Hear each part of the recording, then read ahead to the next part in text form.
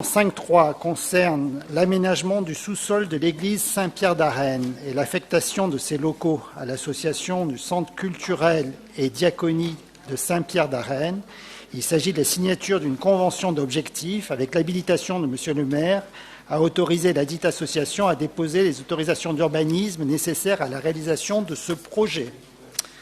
La délibération 5.4 concerne l'élargissement des rues Léon Jouot et du Général Ollery et du cours Albert Camus au quartier de l'Ariane. Et c'est une cession à titre gratuit des parcelles communales à la métropole Nice-Côte d'Azur.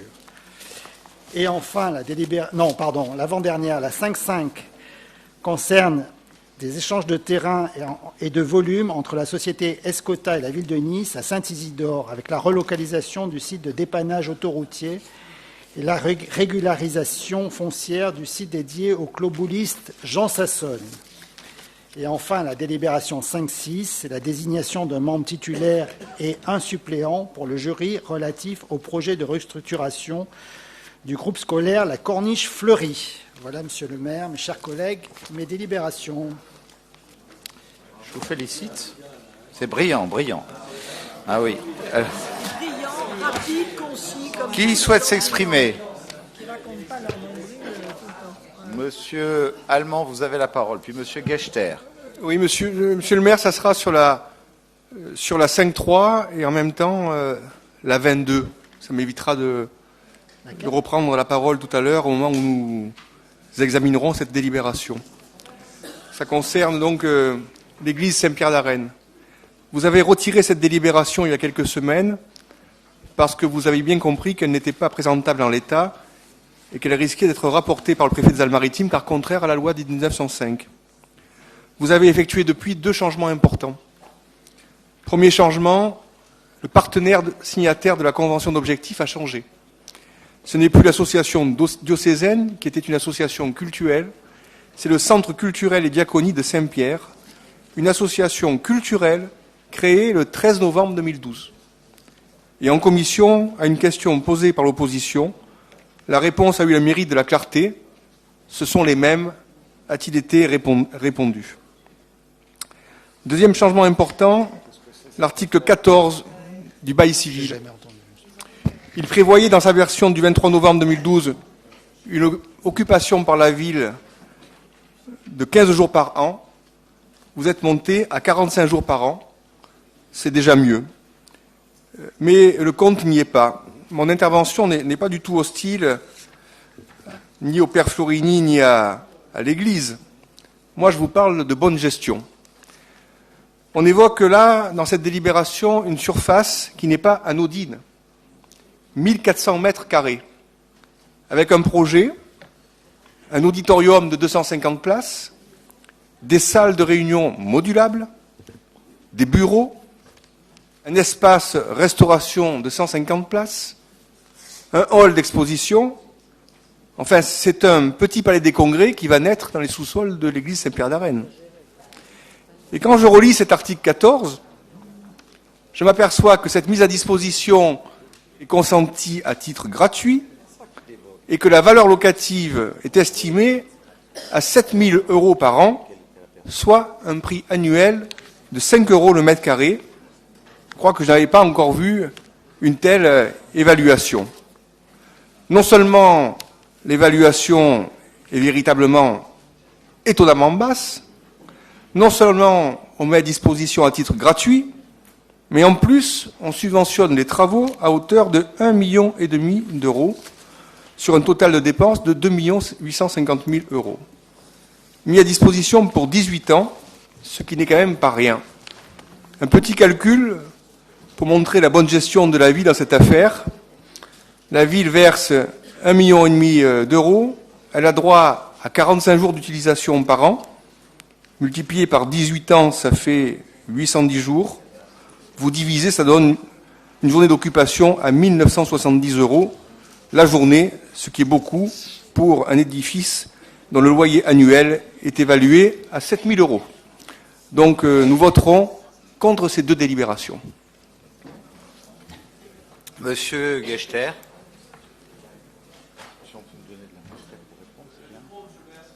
Ah, pardon.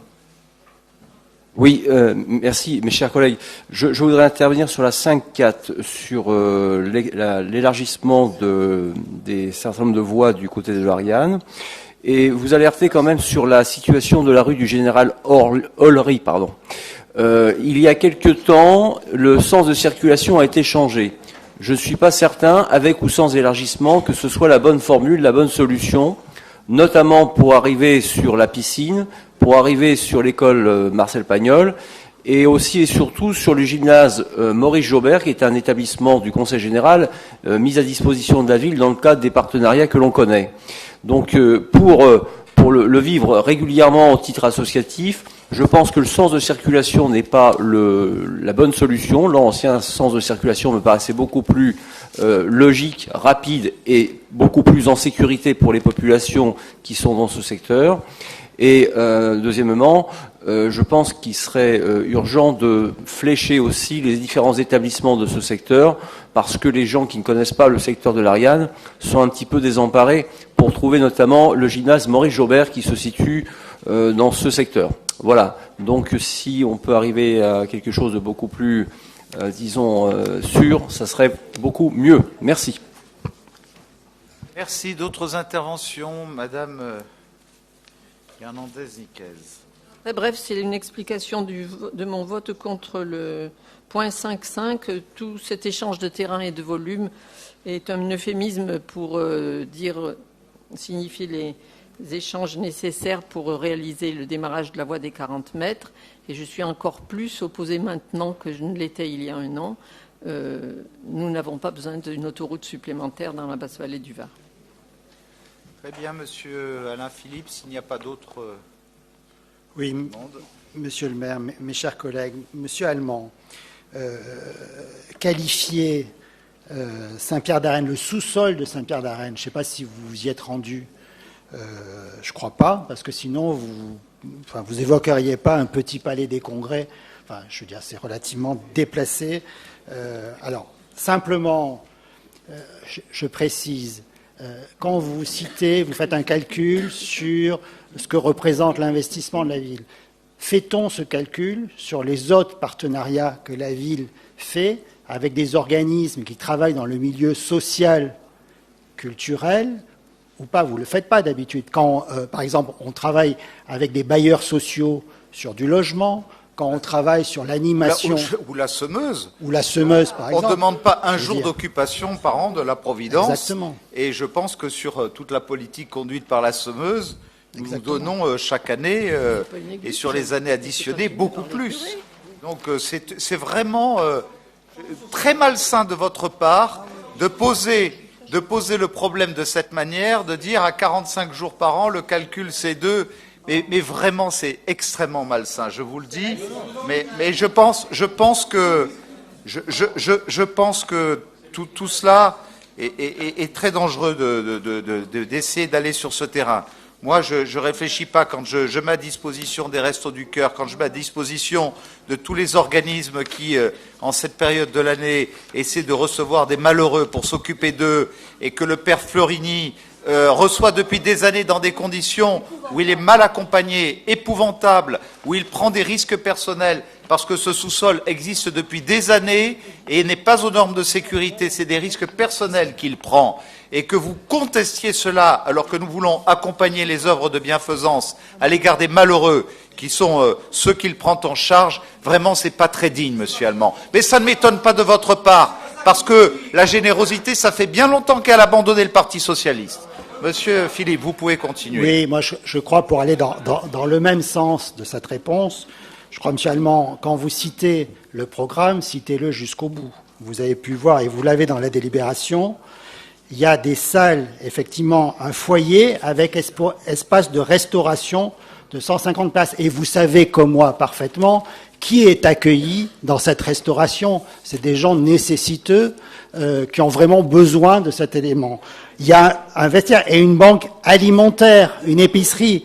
Là aussi, c'est important. Donc, citez jusqu'au bout. Et je crois qu'on a l'opportunité, qui est assez exceptionnelle, d'avoir un espace, comme vous le citiez, de 1400 mètres carrés en centre-ville, qui a besoin, où il y a une population, effectivement, qui a besoin de pouvoir être accueilli.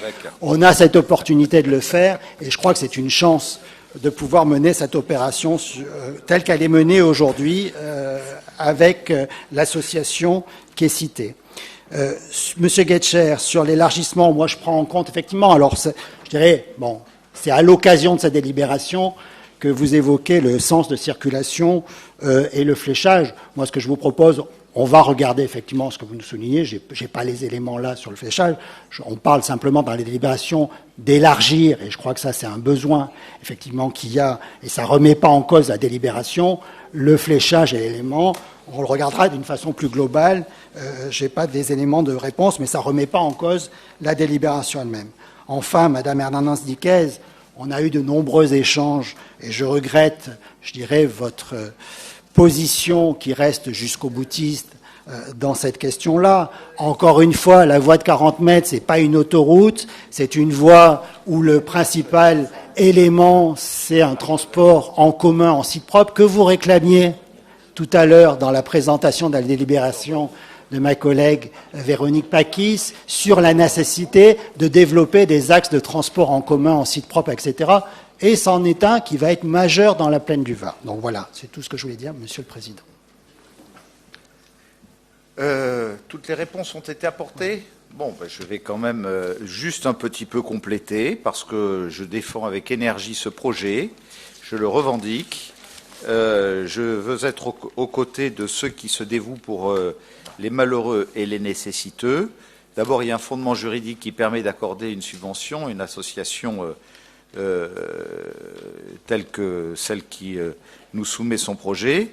Je vous rappelle que ce sous-sol a été désaffecté du culte et ne fait plus partie des biens cultuels de la commune. C'est un bien qui est communal, mais qui était un bien cultuel de la commune.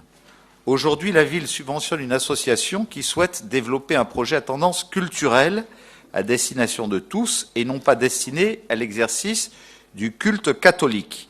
Il s'agit donc d'une simple subvention à une association, d'où la convention d'objectifs associés.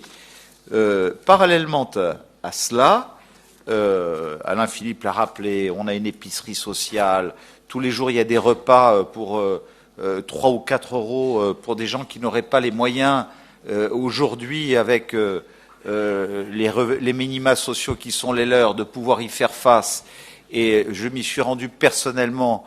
Je peux vous dire qu'il y a des gens qui toute une vie entière ont travaillé, essaient d'apparaître dans leur aspect le plus digne et au fond d'eux-mêmes, alors qu'ils auraient espéré au terme d'une vie de labeur, une vie où ils ont construit des familles et où malheureusement nous voyons les difficultés sociales, ils sont obligés de se rendre dans ces lieux pour pouvoir y faire face. Le Père Florini, depuis des années, les accueille à cet endroit. Aujourd'hui, nous avons un sous-sol dans lequel il y avait autrefois et les activités sociales, des activités culturelles, théâtre, danse, etc., etc., et il n'y a plus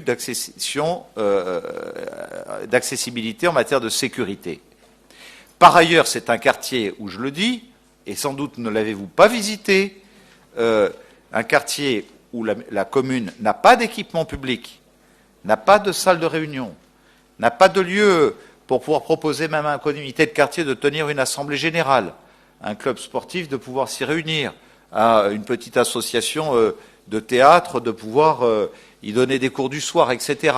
Et nous avons une opportunité qui nous est proposée par le Père Fiorini, c'est de l'accompagner dans son action sociale et caritative, et de l'autre côté, de pouvoir se voir mettre à disposition, quand on en a besoin, pour des activités de la municipalité ou des activités d'autres associations du quartier, d'avoir un lieu que nous pouvons mettre à disposition. Donc je pense que c'est à tout point de vue, et sur le plan de la solidarité et de la générosité, une initiative qui est parfaitement conforme, en tout cas à l'esprit que nous avons et à la démarche que nous avons en matière de morale publique. Voilà. Alors, nous engageons de toutes nos forces, mais je vous fais une petite référence quand même, Monsieur Allemand, puisque vous contestez, au fond, à l'Église de pouvoir jouer ce rôle. là où on est dans une action purement caritative.